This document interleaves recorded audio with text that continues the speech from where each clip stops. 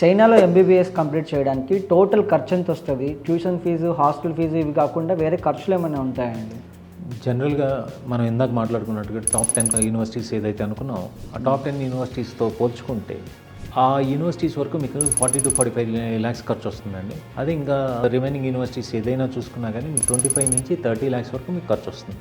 And mostly ఏంటంటే మన Indian parents ఆలోచన చేసేది ఏంటంటే మన బడ్జెట్కి అనుకూలంగా ఎక్కడుంది, ఏ యూనివర్సిటీస్ ఉంటాయి అనేది చూసుకుంటారు. అండ్ ఇది నేను ఏదైతే చెప్పిన అమౌంట్ ఉందో అది that will be including your tuition fees, hostel fees and all these things అండి. అండ్ మీకు అడిషనల్గా మీకు వచ్చే ఖర్చు ఏముంటుంది అని అంటే మీ స్టూడెంట్ ఎవరైతే ఉన్నారో అంటే బాబు కానీ పాప కానీ వారి యొక్క పర్సనల్ ఎక్స్పెండిచర్ అనేది అదనంగా ఉంటుంది. అది 5,000 అవ్వచ్చు, 10,000 అవ్వచ్చు, లేదా 15,000 అవ్వచ్చు. And that always depends upon there personal expenditure. And ఇంకొకటి ఏంటంటే ఫ్లైట్ టికెట్స్. ఆ ఫ్లైట్ టికెట్స్ వచ్చేసి మనకి మ్యాక్సిమం వచ్చేసి 40,000 to 50,000 రూపీస్ వరకు ఆ ఫ్లైట్ టికెట్ అనేది ఉంటుంది. ఎంబీబీఎస్ చదవడానికి ఒక యూనివర్సిటీని సెలెక్ట్ చేసుకునేటప్పుడు స్టూడెంట్స్ చేసే మిస్టేక్స్ ఏంటండి?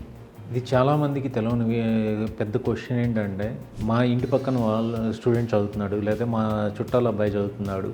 ఈ కాన్సెప్ట్లోనే ప్రతి పేరెంట్ కానీ ప్రతి స్టూడెంట్ కానీ ఆలోచన చేస్తుంది. సో చూడాల్సింది ఏంటి అంటే అక్కడ ఎంతవరకు ప్రాపర్గా టీచింగ్ ఉంటుంది, టీచింగ్ ఫెసిలిటీస్ ఏ విధంగా ఉన్నాయి, వాటిని ఏ విధంగా మన స్టూడెంట్ అనే అందిపుచ్చుకోగలడు, ఇలాంటి అనేది ప్రతి స్టూడెంట్ ఆలోచన చేయట్లేదు.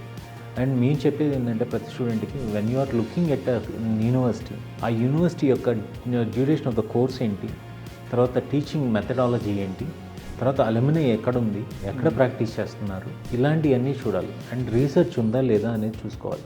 And what are the pathways they will be getting in each and every college అనేది చూసుకోవాలి. సో ఇవన్నీ కాకుండా ప్రాపర్గా అక్కడికి వెళ్ళిన తర్వాత అక్కడ సేఫ్టీ అండ్ సెక్యూరిటీ, తర్వాత ఫుడ్ ఏ విధంగా ఉంది, ఇండియాకి యాక్సెసిబిలిటీ ఉందా లేదా, ఇలాంటివన్నీ ఆలోచన చేయాలి. కానీ most of the parents will not think about all these things అండి.